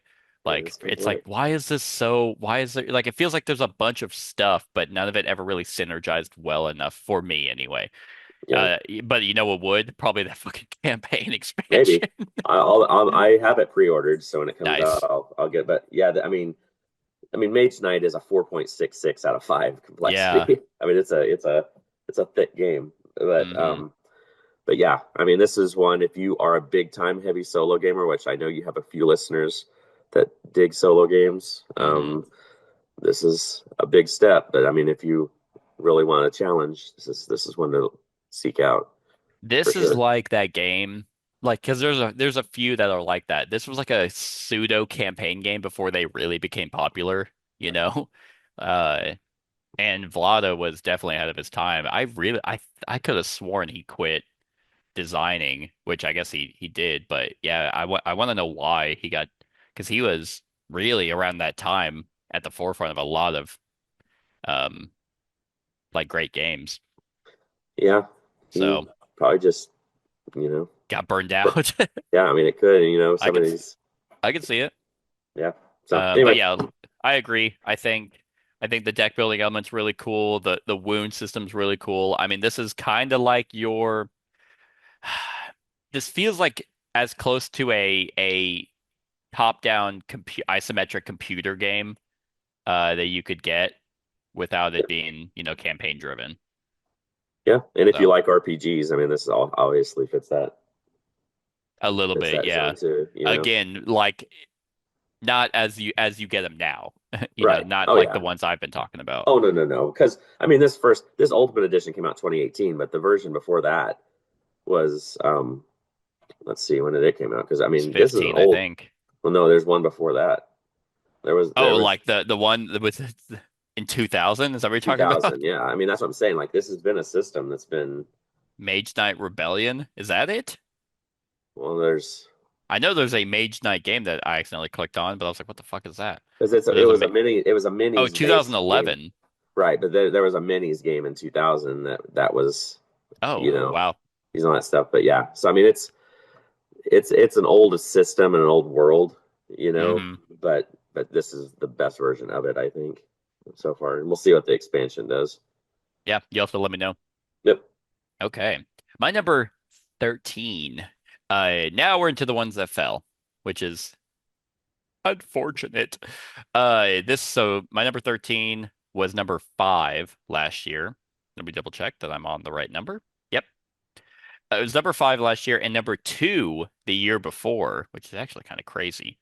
And this has fallen just because I haven't played it, and I haven't played it through lack of choice. It's another campaign game that I want to do for the channel. Um, but I keep getting the stuff for it, and that is I know. Arkham Horror, the card game. It's hard to do campaign card games, though. You'd think, recording wise, wouldn't Y you? you know, Or, it really is because one, that's why I kind of quit having us do the Marvel Champions one because people want to see obviously the cards that we're playing. Um, but I don't have a rig, nor do I want to. I mean, I want to get that rig set up where I can set up a Steam Deck and hit buttons that it to preset views to where you and I, or who, if it's just me or whoever I'm playing with, can put them in a area to show the cards. But then you have to worry about because all my cards, well, they were sleeved, but then I ran out of sleeves for this game. You get glare. It's not ideal for the current camera setup that I use. So maybe when I start coming around, I'll have a better rig, especially because soon I'll be buying a house. So that I don't plan on moving. I'm not getting married again, so I'm not getting divorced to have to move again. Uh, but this is, I mean, spoiler, there's another Lovecraftian game higher on the list. Surprise, surprise. But when we're going to actual Cthulhu, like HP Lovecraft, Arkham Horror, Eldritch Horror stuff, this is the best one. Um, they have somehow kept pumping content out for it that includes this is like the best balance between deck customization and deck building. Because I know you can deck customize right out the gate. But what I do is I just do their pre-cons when I start a campaign, and then you modify it as you go. So I guess yeah, it is deck constructing at that point. But yeah, the narrative element that comes with these, the fact that it's a confined section, like an arc. It's like, oh, do we want to go to Dunwich or do we want to go to this Witch Haven, which is one of the new ones? But now there's another one that I just got, and it's the Ground Hemlock City. Vale. Yeah, the Drowned City, and those are all confined, and they all have their unique gimmicks around them. But yet, then they add more characters, and then those characters have their own decks and their own special powers, and you could just, I mean, You want to talk about infinite replayability? This is definitely up there just with the amount of content. And I love that Um, mat. I bought that mat for my set too. what about that It's a nice it's a nice mat. It's a nice mat. I'm sure it is. I'm sure it is. I don't have a mat for this game, but what I do have is now I have moved away from the wooden artist cases that I store Aeon's End and Marvel Champions with. Now I have these like thick leather bound Necronomicon books. Because a lot of people on Reddit were like, do away with like any, just get those. And because then it feels like when you're actually building your decks, you're rifling through those sleeved sheets. So I've done that, but I haven't had a chance to play it with that. But I had to buy another one because the fucking Drowned City stuff came in. So I'm like, well, those things are already thick enough as it is. I need to get another one. So I have two. I'll have two for all the investigator cards. And these are like that thick. I have two, but we'll have two binders for those and three for um the actual scenarios. Yeah. But I love the fact, I mean, this game is so thematic and atmospheric. The card play is amazing. Just they like I assume they would have stopped by now, but they are showing no signs of letting up. I'm all here for it. It's still at 13, even though I haven't touched this in forever. Yeah. Yeah. We haven't But man, talked if about this yet for me either, but yeah. you know. I imagine if I do end up playing this, it's right back up in top Yeah. tens. Yep. That's So a it's good my one. number 13, Arkham Horror the card game. Another game I should. We need to do a top 10 games we've shown each other. Like which Oh ones are your gosh. favorite that I've shown you? I don't even think I can make 10. Maybe. Anyway, it's my All 13. right. My number 13 was number 9 last year and was 14 the year before that. So it's kind of pinging around a little bit. I haven't really played this much this year because my group hasn't gotten together to play it. But this is one of my favorite group games to play. Um, the stories that come out of this game are just bonkers and just hilarious. It's a fun time every time we play it. One of the biggest parts of this game that I enjoy is actually the mini assembly, and that is Shadows of Brimstone. This one, Wow. It well, is not in your top 10 anymore. well, it was 14 2 years ago, and it was 9, and that's Wow. 13. So it's right around that same area. You know, if I was playing this, if I had my designated area and was playing it, it would be a top 5 game every Yeah. year. Yeah, that's true. But this one, like we've talked about this numerous times over the years, like this one is kind of my, I guess you'd call it lifestyle. It's that it Hmm. takes up way too much space, and I have everything out for this game, more or less, thousands and thousands of dollars of content. But it this is just the theme, I guess, would be that especially if you take the first few boxes, you're Western people, and you're going into these caves and caverns, and your hell's kind of springing free, and you're trying to kill them. There's portals that send you to all these other worlds, which was the funnest part of this game, because if you bought all these other world boxes, like if you'd go through a portal, you'd randomly draw, and you could end up on a derelict spaceship with zombie astronauts, or you could end up in some snow planet with all these Triderans and all these just anywhere. Like there's just so many different locations. You can end up in feudal Japan, and all this stuff. The Kickstarter that Well, I'm what in tarnation is that?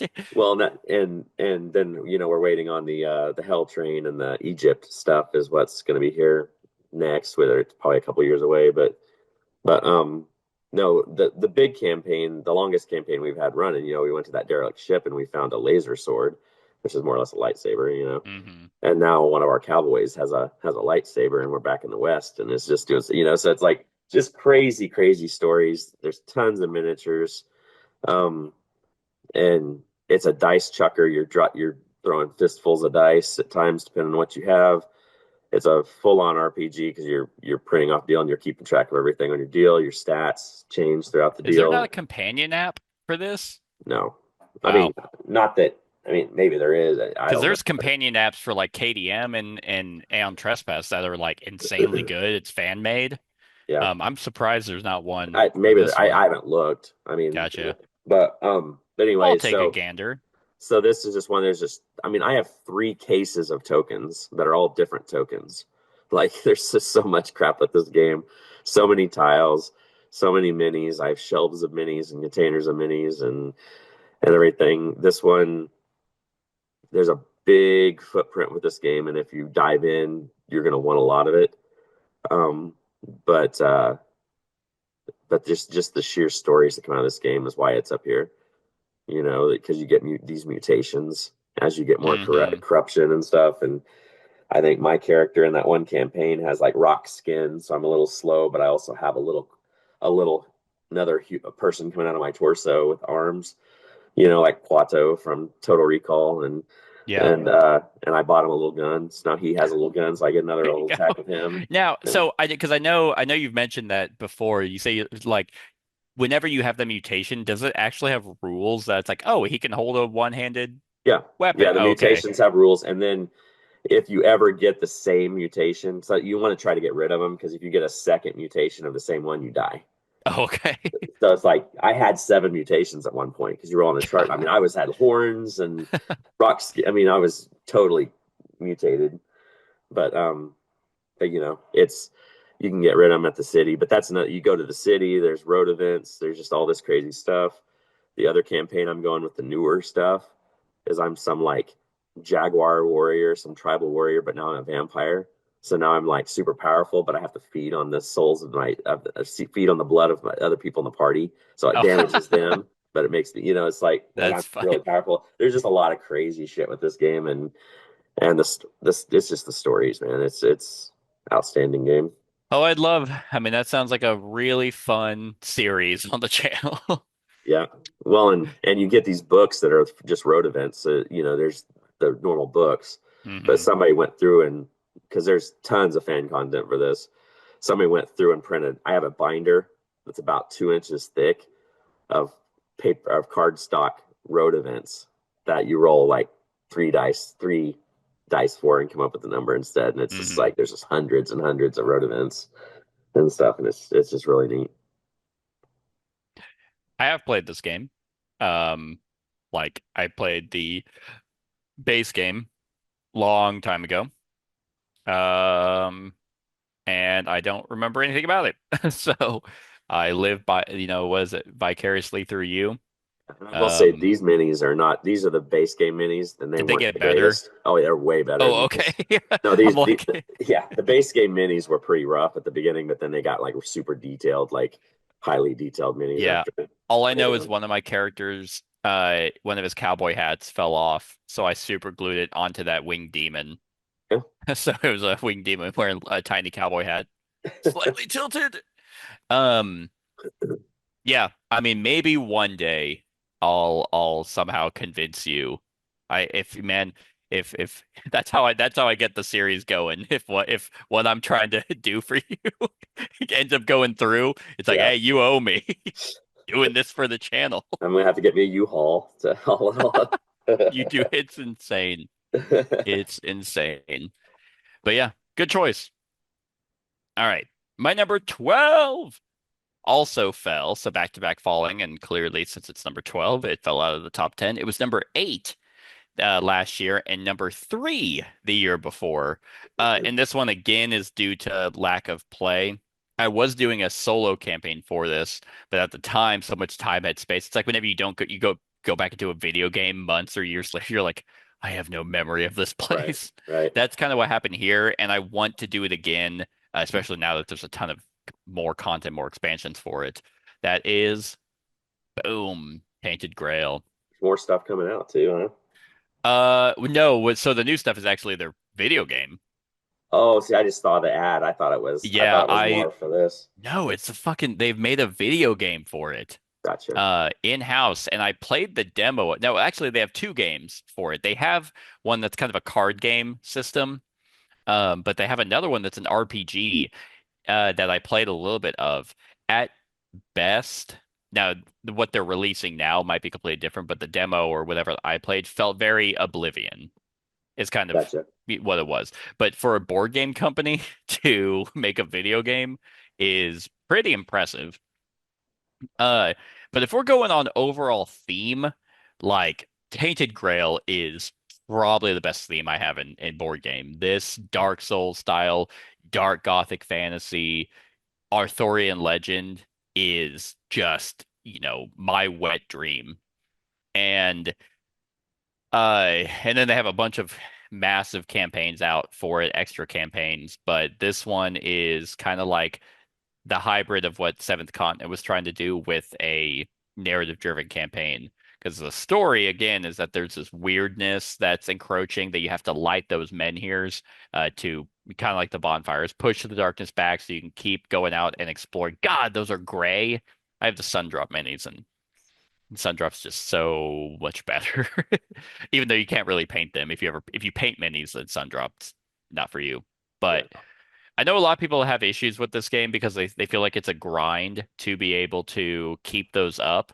And to that, I say go play ISS Vanguard, and then you'll never complain about grind again. Um, I I can see kind of why if you're playing it solo, it is a lot to kind of manage, but at two, it's way better.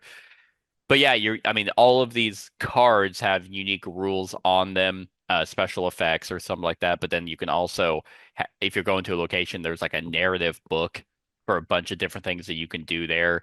This game is broken up into chapters, which I think is very nice. It's not so open-ended like Sleeping Gods or something where you kind of have to just stop at a point. It's like, oh, we'll play a chapter and you finish that out in various lengths. But you make choices. You have different decisions that will lead to different events because you unlock keywords and things that'll unlock things, chapters down the line. But you also, what's really cool about this one is you have two types of decks that you are building as the game is going on. Your combat deck and then your diplomacy deck. Because there are obviously times where you're going to have to fight and other times where you're going to have to do diplomacy, depending on, what you chose to do at a various location. Um, like pretty much I have virtually no complaints about this game. It would 1,000,000% be top 10 if I had played it. But kind of like with ISS Vanguard, it's just I have campaigns. I have so many. And as we talked about at the beginning of this top 10, I release them weekly. So like it's just I can only release so many games and I'd like to do reviews over one-shot games too. So it's trying to find the time to play them, record them, and even upload them. Um, so yeah, it's just there's a lot. There's a lot, but this one I cannot wait to dive back into just because everything that it does, the writing is phenomenal. Some of the best writing in board gaming. Still, all the characters are diverse and unique, have their own personal stories that's going on. The world is fantastic. It's damn near perfect. So I just haven't touched it in a hot minute. Yeah. So that's my number 12, Tainted Grail. I owned this at one point, but then got rid of it before I played it. It was a little too much at Yeah. that time. Yeah, So, that's fair. all right. My number 12 is a crossover.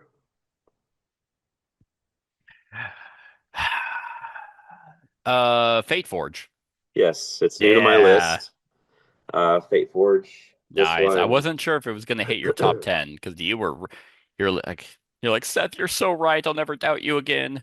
my top 10 is just full of bangers, though, man. It's like this And this is one's not quite there. no, it is. It's just like campaign games. I know this one's replayable, but like once you beat the campaign, it's like there's other games that are more like your one shots and different stuff like that that kind of get a little bit more of a nod. You know what I'm Yeah. saying? Yeah. Because you just get this one is still outstanding. Like I heard people talking about this game after it delivered to backers a ton, and then that's when I kind of start piquing my interest a little bit. So I started kind of poking around, trying to find a copy. Some guy sold me his Kickstarter copy and everything, and Yeah, because you asked me, you're like, oh, is this worth it? I'm like 1,000,000%. Yeah. Like, get it. Yeah, and it did not disappoint. Like to be able to just sit down and play a scenario in, 20 or 30 minutes, with setup is just Hmm. completely bonkers. When you Yeah, think about all these other that's true. games that we play, Yeah. and everything, and the battling is super simple because it's just like, hey, I roll, you hit, you die. Like they don't have like convoluted rules for the characters. Like their No. armor's armor. A lot of them have one or two health. Yeah. You just kind If of you don't wipe the armor, or kill them in one hit, then they just heal. right. So I mean, it's super simple. But Hmm. you can get these turns where you just run through a room and just butcher people and just keep Yeah. moving. The other It's thing, designed to be quick, and it yeah. is. Well, the other thing that you didn't bring up that I know we've talked about before was the oh shit, I lost the word. What do they call that when you can move at the beginning of your turn without uh having to, like you have the option to Oh, is it not, dodge. Is it dodge? no, it's not Dash. sneak, dash. So like if you roll bad and you Dive, don't dip, dodge, and right. dash. So if you roll and don't roll any boots for movement, you always can do that one move. I Yeah. mean, you have to kind of watch yourself because, there's other rules for leaving zones with people and stuff like that. But Unless you're the noble. right. So you can always move with that. You can spend your energy to do other stuff, re-rolls, moves, stuff Yeah, like there's so that. much mitigation. I mean, hell, it's like, oh, you rolled three of a kind. Ah, change one of them to a face you want. Okay. Right, exactly. And I mean, there is I nothing don't for know me to why complain there's a about. screen though. That's we did play with it, but that makes no sense.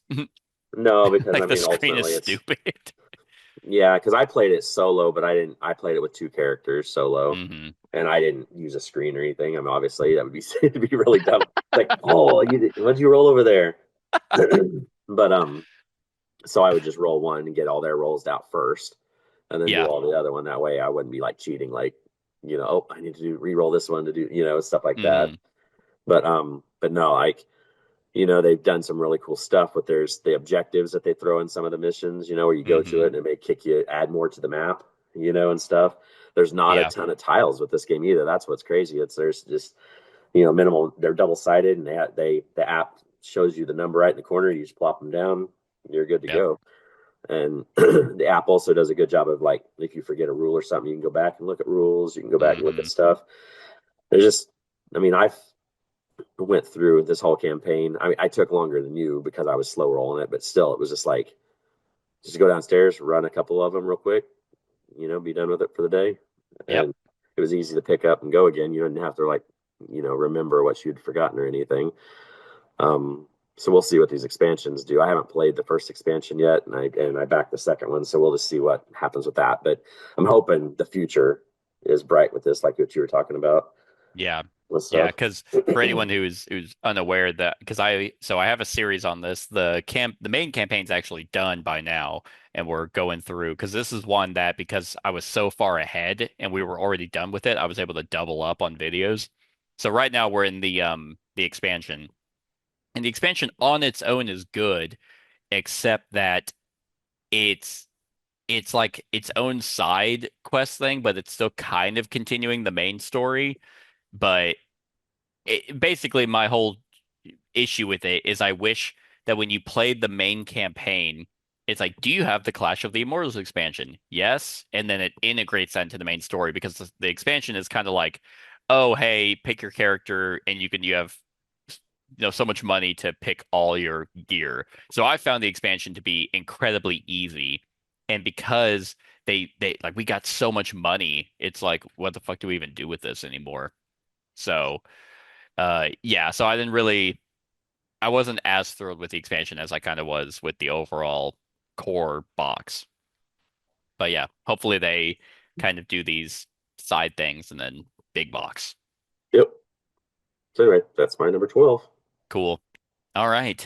And finally, number 11, the honorable mention, not quite into the top 10 because it just kind of sucks a little bit.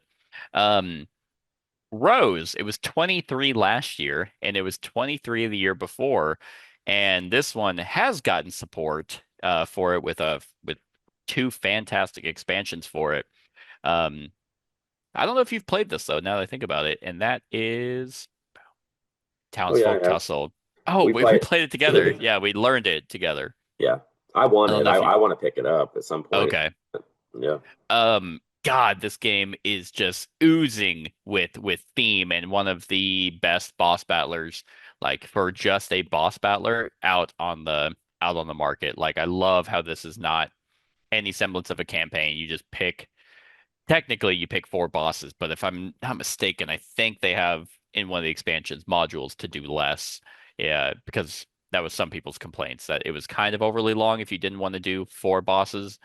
Uh, but I love that because I think the randomness of the order of enemies you get and the fact that they change the later on that you fight them is a really cool system.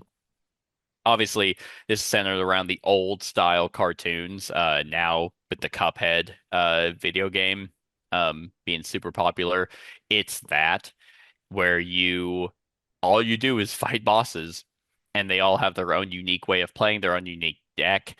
You also play a unique character that has innate rules, but then you will go from a market phase to a boss fighting phase where you just can get completely wacky items and builds that make you completely disgusting. And then they have these town events or these medal cards that you are kind of like personal objectives, so you can get more money or more bonuses throughout the fight.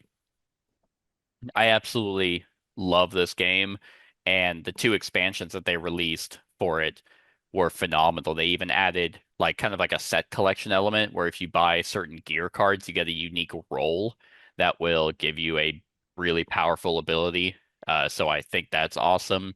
They've kind of added scenarios, or at least scenario-based objectives that will unlock cards that you can throw into your games, in the future that can make them harder or throw a wrench into things. So the amount of variety that Townsfolk Tussle has is just amazing.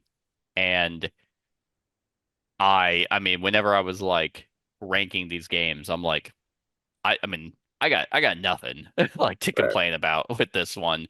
I love the theme, love the wacky whimsy nature, but it's still kind of serious because like some of the cards or things, the lore is like weirdly gruesome. But with the expansion that added even more bosses, that just adds way more variety.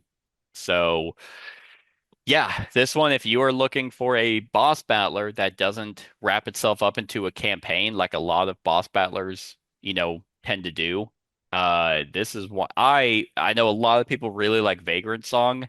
I think like Vagrant Song doesn't hold a candle to this game. I don't even think they're close. I think this one completely beats out that one. Um, but that's just to each their own. And and yeah, I absolutely love it. If you played Cuphead, then this is the board game version of that. Yeah. And that's I my that, I go would ahead. like to pick this up for sure because Oh, really? I enjoyed when we played, but I hadn't had to sit with it a little bit because I kind of got beat up in it. And I was like, but now I've kind of Yeah. gotten, wrap my head around a little bit more, and it's a good one. Yeah, for sure. This one is kind of like it can be very swingy, but I think overall it's balanced extremely well. So so yeah, I really, really, really like Townsfolk Tussle. That's my number 11. All right, my number 11 was number 99 Oh last my year, God. and this was another one because it came out shortly around the time we were doing our list that year, and it's this high because it's the smallest footprint game I have left on my list, and it's such an easy game to put on the table, such an easy game to play so fast. It's solo only for the time being, and that is 20 straw. I was like, huh. yeah. So chip theory again, go figure. Yeah. Um, but uh, but yeah, this one, the system of 20 strong, they're gonna do a lot of cool stuff with it.